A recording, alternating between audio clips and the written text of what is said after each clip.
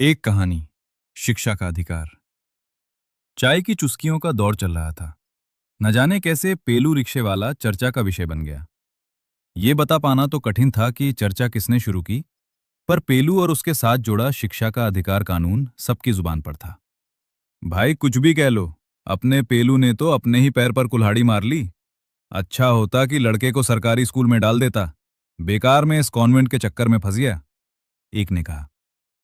आनंद बाबू ने सहमति जताते हुए कहा, सही कहा आपने। माना कि सरकार कुछ बोझ उठा रही है, लेकिन बाकी का भार तो पेलू को ही ढोना पड़ेगा। तभी चर्चा आगे बढ़ी। चलो मान लेते हैं कि सरकार पूरी फीस भर रही है और किताबें भी दे रही है। चलिए यूनिफॉर्म को भी सरकारी खाते में जोड़ लेते हैं। लेकिन भाई, बाकी चीजें तो पेलू को ही देखनी है। कल को लड़का बोलेगा, पापा मुझे डबल साइड वाला कंपास चाहिए, कार्टून वाला बैग चाहिए, पोकीमोन वाला टिफिन चाहिए। और टिफिन में भी रोज वही रोटी सब्जी नहीं, बल्कि कुछ और चाहिए होगा।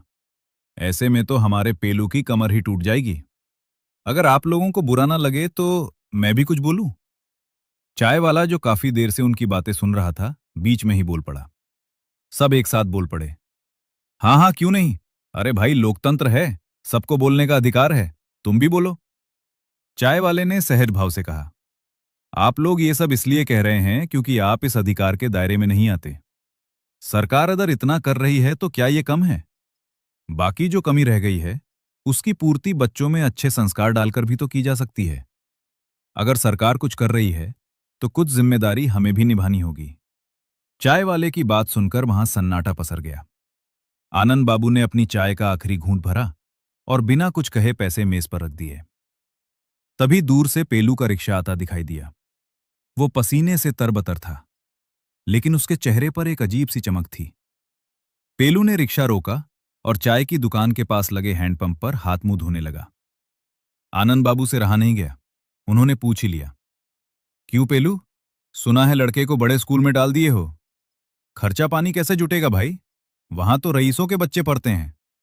पेलू ने अपनी फटी हुई तौलिया से चेहरा पोंछा और मुस्कुराकर बोला, बाबूजी खर्चा तो बहुत है। कल वो कह रहा था कि उसे चमकीले कवर वाली कापियां चाहिए। पर जानते हैं, कल जब मैं घर लौटा तो वो अपनी फटी पुरानी चटाई पर बैठा अंग्रेजी की किताब जोर जोर से पढ़ रहा था। उसने मुझे देखते ही कहा, बापू, मैं पढ़ लिख कर तुम्हारी गरीबी दूर कर दूंगा। बाबूजी, उसकी उस एक लाइन ने मेरी सारी थकान और कमर का दर्द मिटा दिया। पेलू ने फिर से रिक्शे के पैडल पर पैर रखा और आगे बढ़ते हुए बोला, साहब सरकार ने तो बस रास्ता दिखाया है, चलना तो हमें ही पड़ेगा। अगर मेरा बेटा बड़ा आदमी बनने का सपना देख रहा है, तो उसके लिए मैं 2 वक्त की रोटी कम खाकर भी खुश रहूंगा।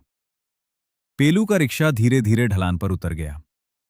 चाय की दुकान पर बैठे लोग अब भी वहीं थे, पर अब उनके पास कहने को कुछ नहीं बचा था।